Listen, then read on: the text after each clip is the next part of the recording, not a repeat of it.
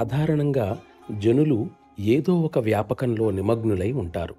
అది పండితులకు పుస్తక పఠనం వల్ల వచ్చే మానసికాహ్లాదం, ఆరాధకుడికి ఆరాధనలోని ఆనందం, భక్తుడికి భక్తిలోని ఆకర్షణలు, సిద్ధుడికి సిద్ధుల వలన కలిగే సంతోషం, సన్యాసికి ఏకాంత జీవనం, ఉన్నత స్థితిని పొందినవానికి పరిపూర్ణుడిగా ఉండడంలో తృప్తి.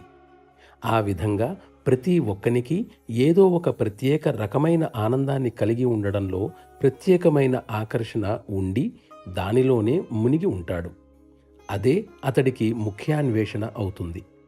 దైవ మార్గాన్ని నిజంగా అనుసరించే వానిని ఇవేమీ ఎటువంటివి ఆకర్షించవు. అనంతుడైన ఆ దైవంతో ఐక్యాన్ని పొందడానికి ఆ పరమ గురువు ఎదట తన పరిపూర్ణ స్థితిలో కనబడటమే అతడి ఏకైక లక్ష్యం అవుతుంది. తనను కప్పి ఉంచిన ఆ ఆవరణలను అన్నింటినీ విసర్జించిన తర్వాత మాత్రమే ఇది సాధ్యమవుతుంది. నా సమర్థ గురువర్యుల పవిత్ర పాదాల వద్దకు చేరినప్పుడు నేనీ విషయాలన్నింటి పట్ల అంధుడిగా ఉన్నాను.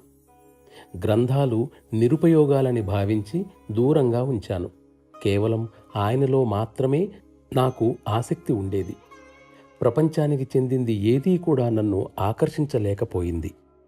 ఈ ప్రపంచంలో ఆసక్తిని కలిగి ఉండి ఆనందాన్ని పొందుతున్నంత వరకు అందులో మళ్ళీ మళ్ళీ జన్మించటాన్ని ఎన్నటికీ అధిగమించలేము. కానీ బలవంతంగా ప్రపంచం నుండి శారీరకంగా తెగత్రింపులు చేసుకోవడం దానికి ఏ విధంగానూ పరిష్కారం కాదు.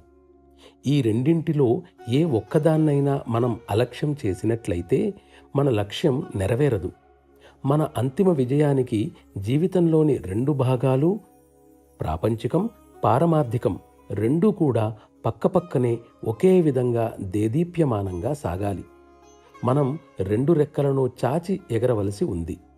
భగవంతుడు అరణ్యవాసి అయినట్లుగా ఆయనను అరణ్యం మధ్యలోనే అన్వేషించాలనే ప్రజా విశ్వాసం వ్యర్థం, అర్ధరహితం కూడా. ఆయనను మన హృదయాంతరాళంలోనే అన్వేషించటం మరింత ఉత్తమం అని నా నమ్మకం.